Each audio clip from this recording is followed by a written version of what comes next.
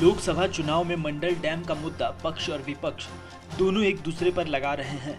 एक तरफ जहां इंडी गठबंधन के नेता मंडल डैम का पीएम मोदी के द्वारा झूठा शिलान्यास करने का आरोप लगा रहे हैं, तो वहीं दूसरी तरफ सांसद सह भाजपा प्रत्याशी राज्य सरकार पर उदासीन रवैया अपनाने का आरोप लगा रहे हैं।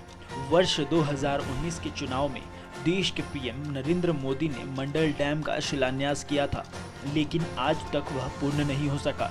अब जेएमएम इसे मुद्दा बनाकर इस लोकसभा चुनाव में जनता के बीच जा रही है एवं पीएम मोदी के झारखंड दौरे पर सवाल खड़े कर रहे हैं। तो भाजपा ने भी इसे राज्य सरकार की साजिश करार दी है। भाजपा का कहना है कि राज्य सरकार ने अब तक मुआवजे की राशि दी ही नहीं है। अब इस मुद्दे पर जेएमएम के केंद्रीय महासचिव सह मंत्री मिथिलेश ठाकुर ने कहा कि प्रधानमंत्री जी पलामू की धरती पर आए, लेकिन मंडल डैम का जिक्र तक नहीं किया। आखिर क्या वजह है कि 5 वर्षों में अभी तक काम पूरा नहीं हो सका?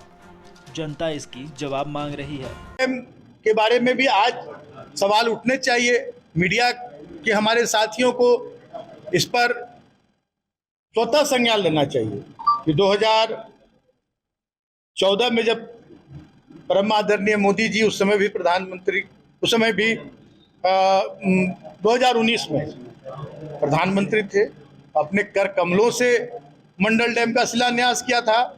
आज एक शब्द नहीं निकला उनके मुंह से मंडल डैम के बारे में। तो ये साफ साबित होता है कि इन्हें जनता से, जनहित से, यहाँ के किसानों, यहाँ के मजदूरों, यहाँ के छात्र, यहाँ के बेरोजगारों से किसी तरह की उनमें कोई दिलचस्पी नहीं है, कोई लेना देना नहीं है। सिर्फ एन केन प्रकरण इन्हें सत्ता हथियाना है, जनता को बरगलाना है, देश को कमजोर करके, देश को हिंदू मुसलमान में बांट के, जात पात में बांट के। अगर इन्हें चिंता होती पलामू लोकसभा की जनता की, तो आज मंडल डैम पर जरूर उनका बयान आना चाहिए। वहीं वर्तमान सांसद सह भाजपा प्रत्याशी वीडी राम ने राज्य सरकार पे ही उपेक्षा का आरोप लगा रहे हैं। उन्होंने कहा कि केंद्र ने तो राशि उपलब्ध करा दी है, लेकिन क्या वजह है कि ये रियायतों को मुआवजा नहीं दे रहे हैं। वहाँ प्रत्येक विस्थापित को 10-10 लाख देना है, तो ये क्या कर रहे हैं?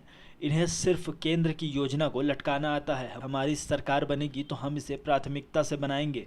देखिए, सबसे बड़ी बात तो ये है कि ये राज्य सरकार की अकर्मण्यता कहिए या जानबूझ करके प्रोजेक्ट को डिले करने की बात कहिए, आज ये मंडल डैम बन करके तैयार हो गया रहता।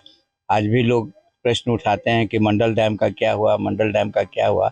आप पत्रकार बंधु भी बार बार इस चीज़ को कहते रहते हैं, पूछते रहते हैं, लेकिन आप हकीकत जो है वो जनता के सामने अपने माध्यम से रखने की कृपा करें। भारत सरकार ने विस्थापितों के लिए प्रति परिवार 10 लाख रुपए की मुआवजा की राशि स्वीकृत करके मुआवजा की राशि आज से 8 महीना पहले भेज दिया। ये राज्य सरकार 8 महीने से ये नहीं डिसाइड कर पा रही है कि राशि को एक मुश्त दिया जाए या किस्तों में दिया जाए। 8 मिनट भी इसमें नहीं लगना चाहिए ये डिसाइड करने के लिए कि एक मुश्त राशि दे दी जाए या किस्तों में दी जाए। अभी राशि यदि वितरित हो गई रहती जो विस्थापित लोग हैं, तो ये मंडल डैम बन करके तैयार हो गया रहता।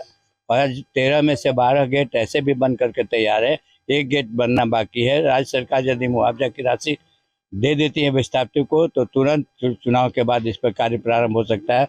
और कार्य प्रारंभ होने के 3-4 महीने के अंदर ही पूरा मंडल डैम परियोजना समाप्त हो सकती है। हालांकि अब देखने वाली बात यह होगी कि क्या इस लोकसभा चुनाव में लातेहार की जनता को मंडल डैम की सुविधा मिल पाती है, या फिर मंडल डैम बस एक चुनावी मुद्दा बनकर रह जाएगा।